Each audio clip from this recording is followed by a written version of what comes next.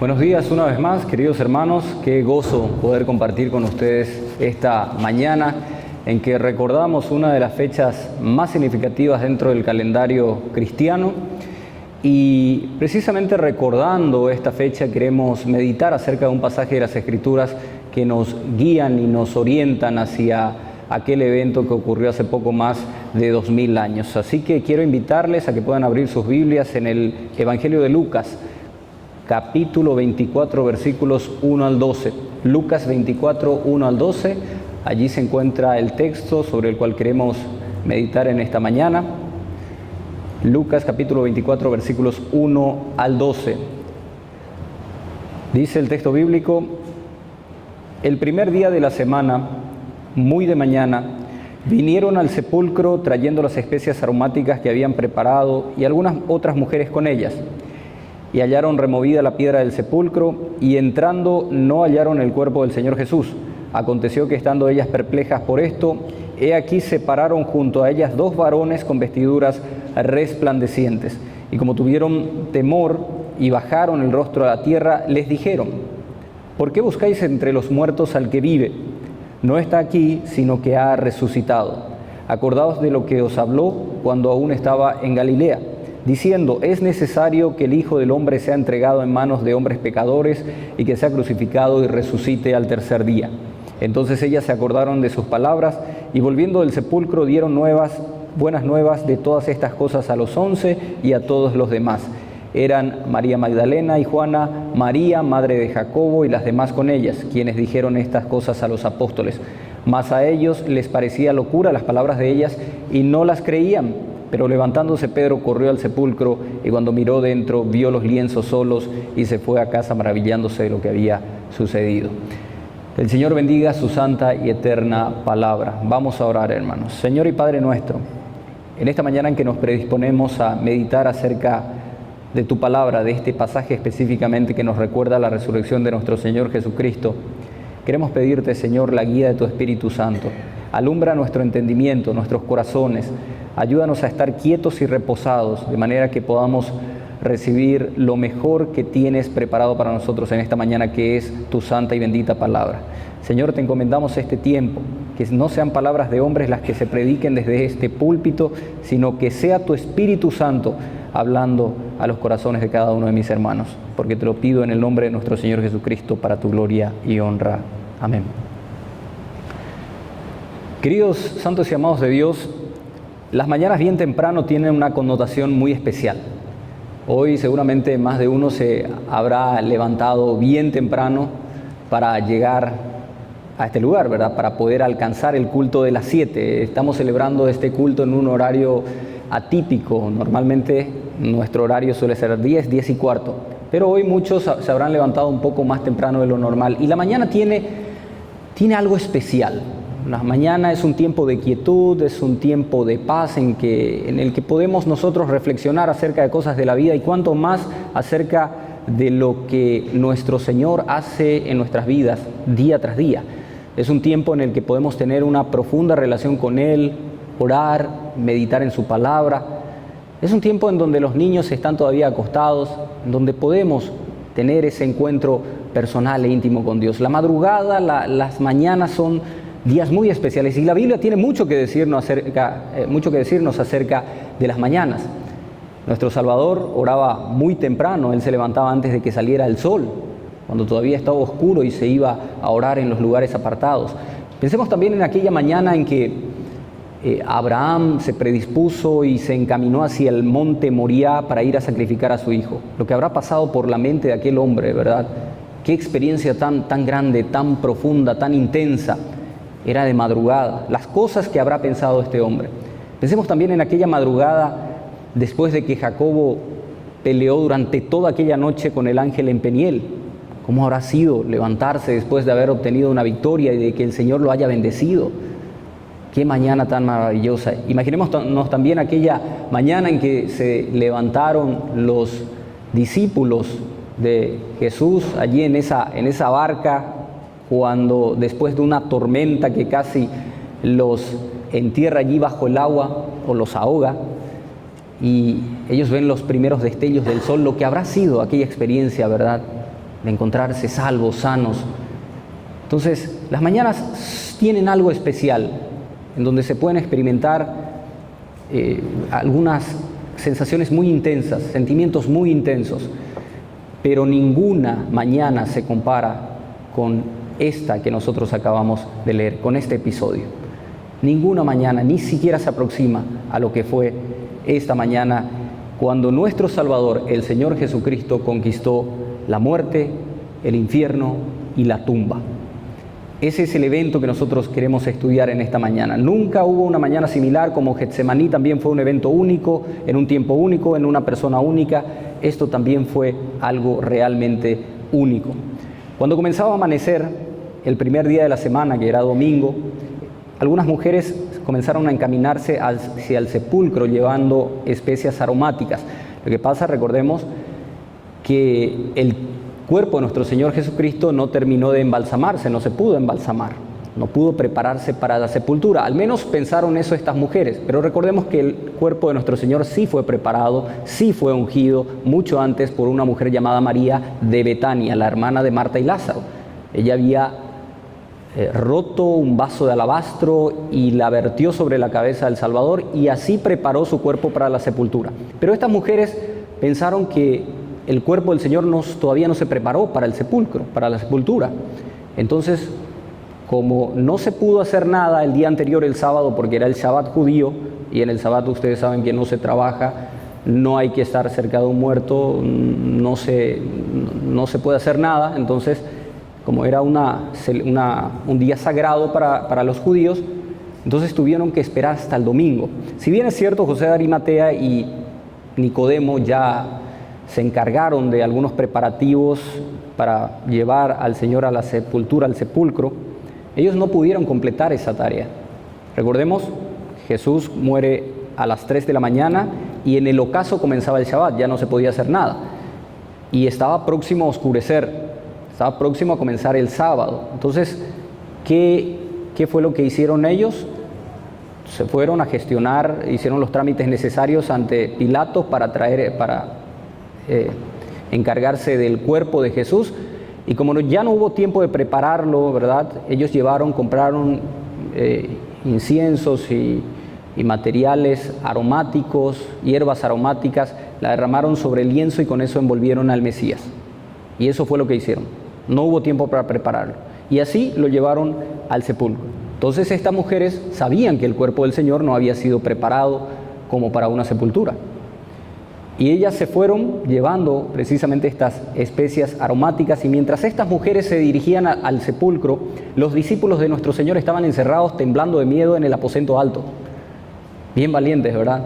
Estaban llenos de miedo por ahí si también ellos corrían la suerte de su Señor. Lucas nos señala que aquellas mujeres llegaron muy de mañana. En otro texto, en Mateo, encontramos que fue al amanecer. En Marcos nos dice que fue cuando ya salió el sol. Pero en el texto de Juan relata este evento desde la perspectiva de María Magdalena. Y él dice que María Magdalena salió cuando todavía era oscuro, lo que significa que la que primero llegó al sepulcro fue María Magdalena. Y cuando ella llega, encuentra el sepulcro, encuentra la piedra que estaba rodada, entra en el sepulcro, no encuentra al Señor, y allí estaba un personaje con una vestidura blanca, y le pregunta: mujer, ¿por qué lloras? Porque ella comenzó a llorar desconsoladamente. Y María Magdalena le dice: porque se han llevado el cuerpo de mi Señor. Entonces le pregunta otra vez: ¿por qué lloras? Y ella pensó que era probablemente el encargado del sepulcro, y le pregunta: Señor, ¿dónde lo has llevado? Por favor, decime dónde le llevaste. Y este señor le responde, esta persona con vestiduras blancas que estaba allí, que le responde: María. Y allí inmediatamente ella lo reconoció. Era Jesús quien estaba allí. Era Jesús quien la había saludado. Jesús con quien estaba hablando. Qué tremenda experiencia habrá sido para esta mujer. Jesús, entonces la primera mujer que experimenta la presencia resucitada de Cristo fue María Magdalena. Qué extraordinario. Entonces María Magdalena sale corriendo primero se va a contarle a dos de los discípulos de Jesús, que fueron Pedro y Juan. Y ellos vienen también corriendo. Y nos dice Juan que el otro discípulo corrió más fuerte, o sea, era más atlético. Obviamente Juan, bien modesto él fue quien llegó primero. Entonces llegan al sepulcro y se encuentran con las otras mujeres, y luego María Magdalena todavía no había llegado, y ellas viene y se encuentra con Juana, con María la madre de Jacobo, y había otras mujeres también, y ellos vuelven para contarle a los otros discípulos. ¿Y cómo fueron tratados? Bueno, de locos. La palabra para locura que aparece allí en la Biblia es el estado en que se encuentra una persona con un cuadro febril o un demente, el balbuceo que hace un demente. O sea, así los trataron. Finalmente sabemos por la historia bíblica que Jesús les apareció a los 11 y ya no hubo cómo oponerse a esa evidencia. Lo cierto es que cuando estas mujeres van al sepulcro, ellas estaban muy tristes, los discípulos estaban asustados, tal como el Señor lo había anunciado. El pastor iba a ser herido y las ovejas se iban a dispersar. Ahora, ¿por qué estaban tan tristes y por qué estaban tan desconcertados también los discípulos? Bueno, no solamente porque era su maestro y Jesús era un hombre que los amaba y que estuvo en medio de ellos por mucho tiempo, sino porque ellos creyeron que Él era el Mesías, y ellos esperaban que este Mesías iba a establecer un reino terrenal en donde ellos iban a tener cargos importantes, y que el Mesías iba a liberar a su pueblo del yugo de la esclavitud de los romanos, e iba a traer una paz duradera y todo iba a ser color de rosas. Ellos estaban esperando a ese Mesías. Sin embargo, este Mesías que había venido fue crucificado, sufrió una muerte violenta. Entonces era un día muy triste para todos, hasta que llegan al sepulcro. En el versículo 2 nos dice allí de nuestro texto: hallaron removida la piedra del sepulcro. Era una piedra enorme, no pensemos que era una piedrecita, era una piedra que la podían remover 7 hombres adultos y bien fornidos. O sea, las mujeres al menos no iban a poder abrir el sepulcro. Lo cierto es que el cuerpo del Señor ya no estaba en el sepulcro, por eso ya no hizo necesidad de que los guardias siguieran allí. Cuando las mujeres llegaron ya no se encontraron con el obstáculo de los guardias, ya no había guardias allí, porque sabían que el cuerpo del Señor ya no estaba. Los judíos también ya se habían enterado, por eso comenzaron a hacer correr la versión de que robaron el cuerpo de Jesús. Lo cierto es que el cuerpo de Jesús ya no estaba allí porque Él había resucitado. Entonces, vemos en el versículo 3 nos dice que cuando ellas entraron no encontraron el cuerpo, la tumba estaba vacía. Y qué interesante que nuestro Señor se le apareciera primero a las mujeres, ¿verdad? Las mujeres que eran consideradas en una posición inferior al varón en la sociedad judía, son ellas las que tuvieron el privilegio de ver primero al Maestro resucitado. Este fue, sin lugar a dudas, el testimonio al amor, a la devoción, a la entrega y a la valentía de estas mujeres. Porque ellas fueron las que estuvieron con Jesús cuando Él cargaba la cruz en ese camino al Calvario. Ellos estuvieron allí al pie de la cruz. Ellas estuvieron llorando con el Señor. Mientras los discípulos, ¿verdad?, estaban todos escondidos, excepto Juan. Algunos creen que Juan estaba allí porque era todavía jovencito y como no representaba ningún peligro para nadie, entonces a él no lo iban a perseguir. Entonces él no tuvo inconvenientes de acompañar el camino al Gólgota o al Calvario. Lo cierto es que los demás discípulos desaparecieron, se hicieron mudar, como se acostumbra a decir.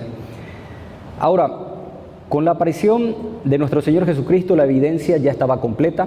Solamente ellas presenciaron la secuencia completa de los acontecimientos. Y de nuevo, a la luz del requisito de Deuteronomio capítulo 19, 15, que por testimonio de 2 o 3 personas quedará en pie un asunto, aquí tenemos, efectivamente, Lucas nos da el nombre de 3 mujeres. Nos dice que estuvieron allí María Magdalena, Juana y María madre de Jacobo, es decir, un testimonio firme. Aparte de eso, nos dice también que estaban otras mujeres con ellas, que no se nos cita. Había una Salomé también. O sea, evidentemente habían varias mujeres, fueron las que presenciaron esto, de manera que esto quedó firme. O sea, el testimonio quedó firme. En el versículo 4 es cuando aparecen aquí estos ángeles con vestiduras blancas, 2 varones nos dicen.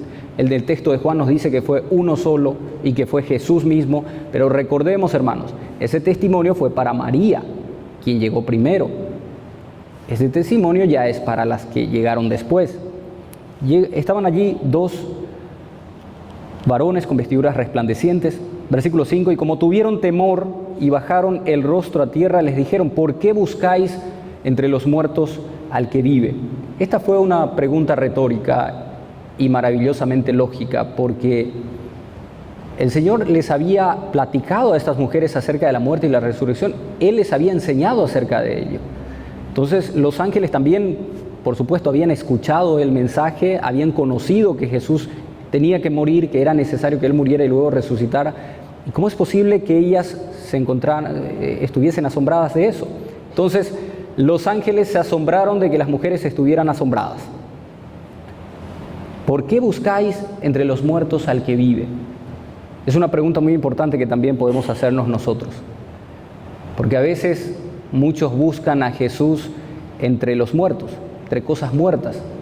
Lo buscan en el tradicionalismo, lo buscan en el legalismo, en la religiosidad, lo buscan en las obras humanas, en el esfuerzo humano. Pero Jesús no está allí. Jesús está donde lo adoran en espíritu y en verdad. Donde están los verdaderos adoradores, allí está Jesús. Hay quienes consideran a Jesús como el hombre más grande que existió en la tierra. Todas las religiones del mundo y las filosofías lo respetan a Él y lo reconocen como el hombre más grande, más noble que pudo haber existido. Un héroe que existió hace más de 2000 años y murió. Pero nosotros sabemos que no está muerto. Este hombre está vivo, es una realidad viviente en el presente. Hay también quienes consideran a Jesús meramente un hombre cuya vida hay que estudiar, cuyas palabras hay que examinar y cuyas enseñanzas hay que analizar detenidamente. Pero Jesús es mucho más que un simple objeto de estudio, hermanos. Jesús es una experiencia para vivirla. Jesús es alguien, no es algo. No es alguien acerca de quien tenemos que conocer, es alguien a quien conocer. Es alguien con quien podemos tener una experiencia, una comunión diaria, vivir con Él, caminar con Él. Ese es Jesús. Jesús no solamente vino para mostrarnos cómo es el camino que tenemos que vivir, cómo es la vida que hay que vivir en esta tierra. Él vino para tomarnos de la mano y llevarnos con Él y mostrarnos cómo hay que andar, pero de la mano. Porque si fuese solamente un modelo, entonces sería muy frustrante para nosotros, porque es imposible alcanzar la perfección de Cristo. Pero Cristo vino para llevarnos Él mismo. Por eso dice que llevemos su carga, porque su yugo es fácil, porque su carga es ligera y su yugo es fácil. Ese es Cristo, una experiencia viviente, alguien a quien se puede experimentar vivencialmente. La pregunta es: ¿quién es Jesús para vos? Esta es una pregunta que tiene que afrontar todos los hombres. ¿Quién es Jesús? Él les preguntó a sus discípulos: ¿quién dicen ustedes que soy? Y Pedro tenía la respuesta. Él dijo: tú eres el Mesías, el Cristo, el Hijo del Dios viviente. Pero ¿por qué llegó a esa afirmación? ¿Por qué llegó a esa declaración? No porque fuera el más inteligente, el más aplicado, sino porque el Padre se lo reveló. De la misma manera, nosotros tampoco podemos llegar al Hijo si no nos es dado por el Padre. Y a su vez, a través del Hijo podemos llegar al Padre. Entonces, si queremos conocer a Cristo, debemos buscarlo a Él, a ese alguien. No conocer intelectualmente acerca de Él, no buscarlo a través simplemente del conocimiento, del intelecto, sino buscarlo en nuestra vida diaria, vivir con Jesús. Esa tiene que ser nuestra consigna. En el versículo 6 nos dice que el ángel les habló así a estas mujeres: no está aquí, sino que ha resucitado. Acordaos de lo que os habló cuando aún estaba en Galilea. Estas son algunas de las palabras más bellas e importantes que encontramos en las Escrituras. Uno puede ver Jerusalén, no sé si alguien ya viajó a Jerusalén, conoce Jerusalén, estamos seguros que hay muchas tumbas allí, pero una tumba que no vamos a encontrar es la tumba de Jesús, porque Él no está allí. Jesús resucitó y Jesús vive. La resurrección de nuestro Señor Jesucristo es el acontecimiento más importante de la humanidad, es el tema central del plan redentor de Dios y es el fundamento del Evangelio.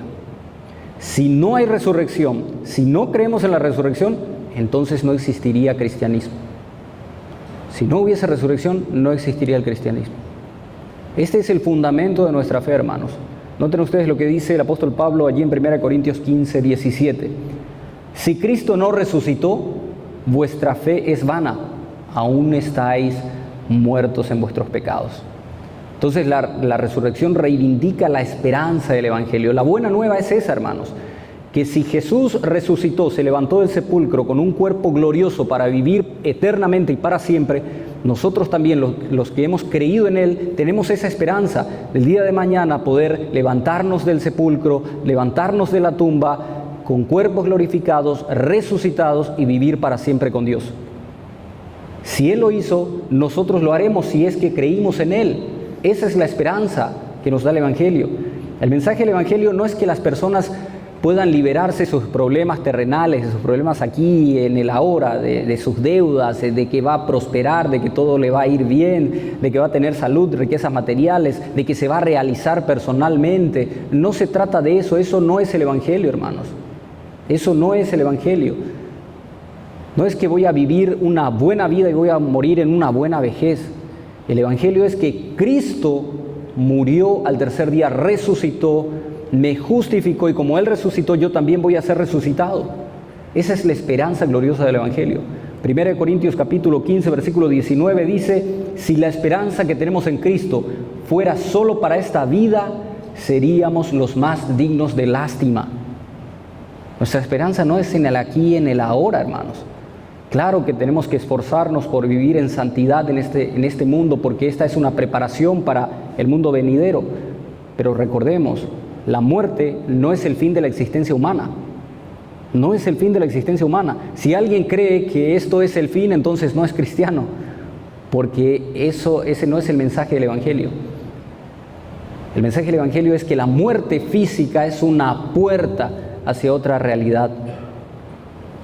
Es una puerta a otra existencia infinitamente mejor, infinitamente más dichosa. De manera que la muerte no puede ser ya vista por el cristiano como una experiencia trágica, hermanos. ¿Por qué le tememos tanto a la muerte? Porque le tenemos a lo desconocido, ¿verdad?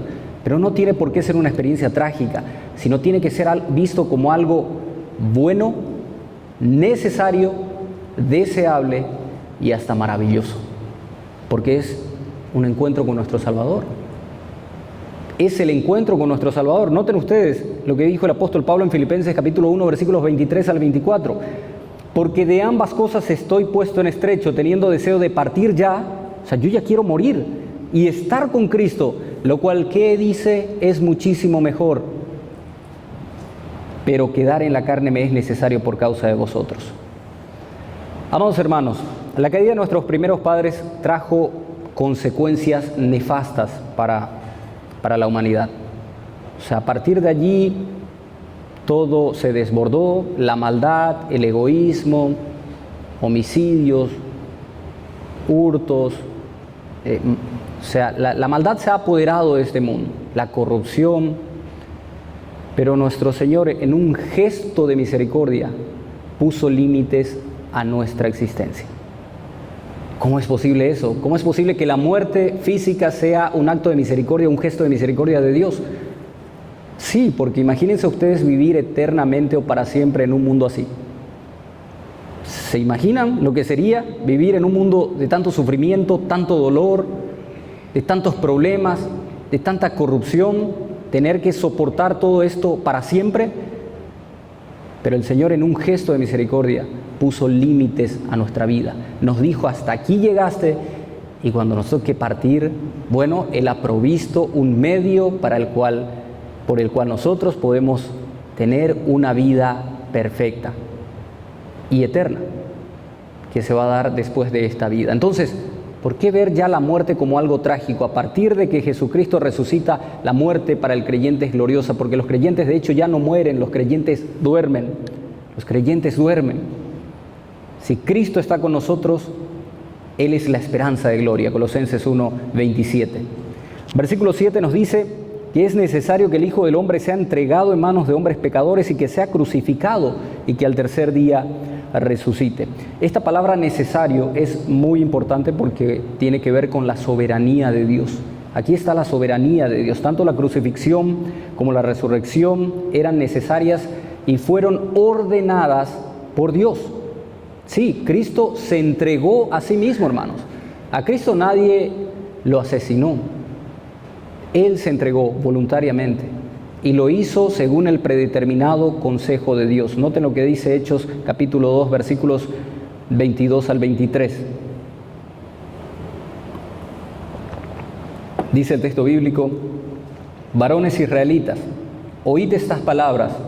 Jesús Nazareno, varón aprobado por Dios entre vosotros, con maravillas, prodigios y señales que Dios hizo entre vosotros por medio de él, como vosotros mismos sabéis, a este, entregado por el predeterminado consejo y anticipado conocimiento de Dios, prendisteis y matasteis por manos de inicuos, crucificándole, al cual Dios levantó sueltos de los dolores de la muerte, por cuanto era imposible que fuese retenido por ella. ¿Quién lo predeterminó? ¿Verdad? Este es un término que les encanta a los calvinistas. Y aquí está, Dios lo ordenó, Dios lo determinó. Dios determinó que así fuera. Cuando nuestro Señor Jesucristo, y esto conviene otra vez traer un poco a la memoria cuál fue el impacto y el significado real de la muerte de nuestro Señor. Cuando Él murió, hubo algunos eventos sobrenaturales que ocurrieron. ¿Quiénes vieron la pasión de Cristo esta semana? ¿Vieron la pasión de Cristo?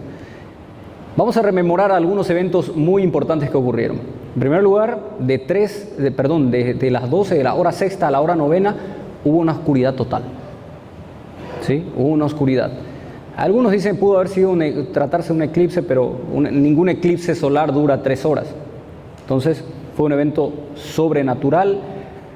Lo segundo que encontramos fue la ruptura del velo de arriba abajo. El velo se rasgó, ese velo que separaba el tabernáculo, el templo, el lugar santo, el lugar santísimo, ese se rompió de arriba abajo. Algo imposible. De abajo arriba capaz se pudiera, si se esforzaban allí algunos fariseos y rompían, pero de arriba abajo era algo improbable. Luego otro evento que ocurrió, un gran terremoto, y cuando hubo ese terremoto los sepulcros se abrieron, ¿verdad? Y muchos resucitaron y se fueron a sus casas. O sea, una suerte de Walking Dead, pero no eran zombies, hermanos. Ellos se fueron con cuerpos regenerados, así como Lázaro. Lázaro ya estaba hediendo, o sea, ya su cuerpo se estaba pudriendo, pero él se fue con un cuerpo, resucita con un cuerpo renovado, regenerado. Bueno, lo mismo habrá acontecido con estas personas, que volvieron a sus casas. Imagínense ustedes, les toca la puerta allí, y, hola, ¿qué tal? Vine a hacer una visita. Y luego el evento más extraordinario de todos, la resurrección de nuestro Señor Jesucristo, que fue diferente a la resurrección de los demás, o de cualquier resurrección registrada en la Biblia, porque todos aquellos que resucitaron según la Biblia, volvieron a morir. Pero Jesús, cuando resucita, ya no muere, Él vive para siempre. Pero vamos a concentrarnos en aquella oscuridad, hermanos. Cuando desde las 12, desde el mediodía hasta las 3 de la tarde hay una gran oscuridad. Muchos dicen que eso representaba la ausencia de Dios, y es todo lo contrario.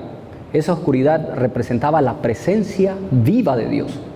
Ese era Dios aplicando justicia, ese era Dios desatando su ira, su furia, venganza sobre el Hijo que estaba cargando el pecado de la humanidad. El Hijo estaba soportando el pecado de todo el mundo. Y como el Hijo, como Cristo es infinito, Él pudo absorber en esas 3 horas todo el castigo del infierno.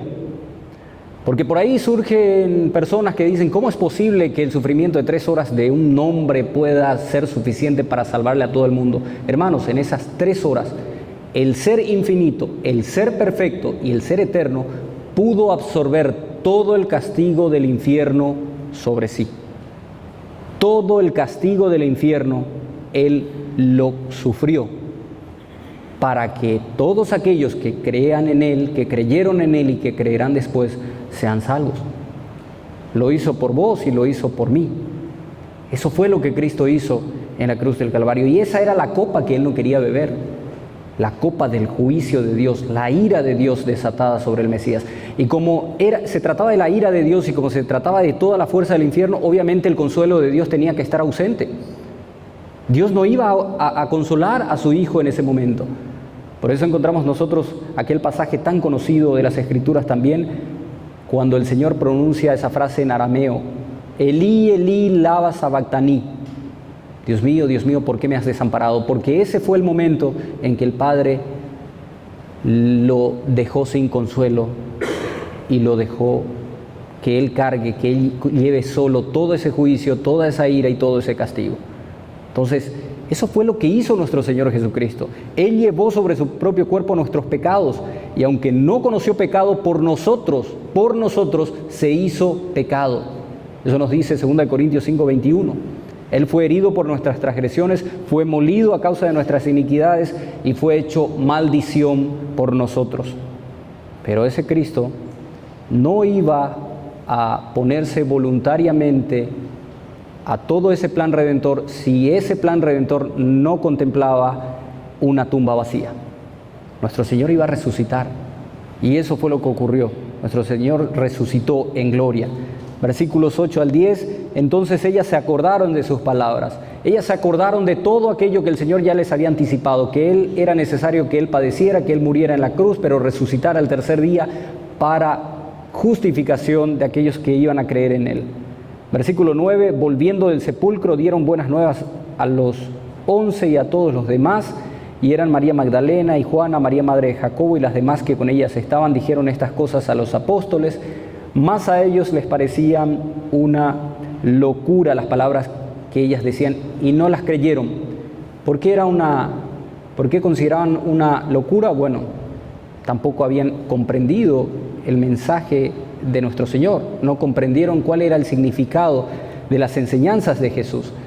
Y esto de que ellos consideraran una locura le da un mayor peso a la evidencia de que Jesús efectivamente resucitó, porque si ellos hubiesen robado el cuerpo, no hubiesen tenido esta impresión o esta reacción ante el mensaje de estas mujeres. O sea, ellos se sorprendieron y no las creyeron. Entonces, el hecho de que no creyeran los discípulos le dio un mayor peso al testimonio de que Jesús efectivamente resucitó de los muertos. Finalmente nos dice el versículo 12, levantándose Pedro, corrió al sepulcro y cuando miró dentro vio los lienzos solos y se fue a casa maravillándose de lo que había sucedido. Esto es lo que debe suceder en la vida de muchas personas que hoy en día no conocen a este Salvador y que de repente tienen un encuentro con Él. El mundo necesita darse cuenta de que Jesucristo es mucho más que un simple bebé en un pesebre. Muchos hablan del divino niño Jesús. No, Él no es un niño. Él es rey y viene por su iglesia y viene a regir con mano poderosa. Jesús es mucho más que un pobre hombre colgado allí en una cruz con un rostro triste. Jesús es el Rey de Reyes y el Señor de Señores, y necesitamos entender como creyentes que Él está vivo, y este es el mensaje que tenemos que comunicar nosotros, que porque Él está vivo, nosotros tenemos esperanza de la vida eterna. Dice Juan capítulo 14, versículo 6, Él es el camino, la verdad y la vida, y nadie viene al Padre si no es por Él. Él abrió el camino, Él fue adelante, Él es el precursor, el que va y nos abre y nos muestra el camino. Este día, amados hermanos, se trata de Jesús, se trata de Cristo, no se trata de conejitos y huevos de chocolate que tanto nos gustan. Esa no es la Pascua. La Pascua es Cristo. Se trata del hecho de que Jesús murió por nosotros, murió por nuestros pecados, por el hecho de que Él fue sepultado, al tercer día resucitó e hizo un camino para que vos y yo pudiésemos alcanzar la vida eterna. Ese es nuestro Salvador. Hubo muchas cosas que ocurrió hace poco más de 2000 años. Muchos eventos ocurrieron en aquella mañana, pero el mensaje sigue siendo el mismo. Jesús está vivo y hay esperanza de un nuevo mañana. Ese es el mensaje que tiene que predicar el cristiano. Esa persona que está atrapada en el pecado, que está atrapada en los vicios, en la mediocridad, en la frustración, en la depresión, que no encuentra una salida, que no puede ver la luz al final del túnel, esa persona necesita conocer que hay un Mesías, que hay un Redentor y que Jesús está allí para ayudarle, para salvarle y para sacarle de esa condición en que se encuentra. Todos necesitan saber que Jesús está vivo. Que Dios nos bendiga, amados hermanos. Vamos a orar.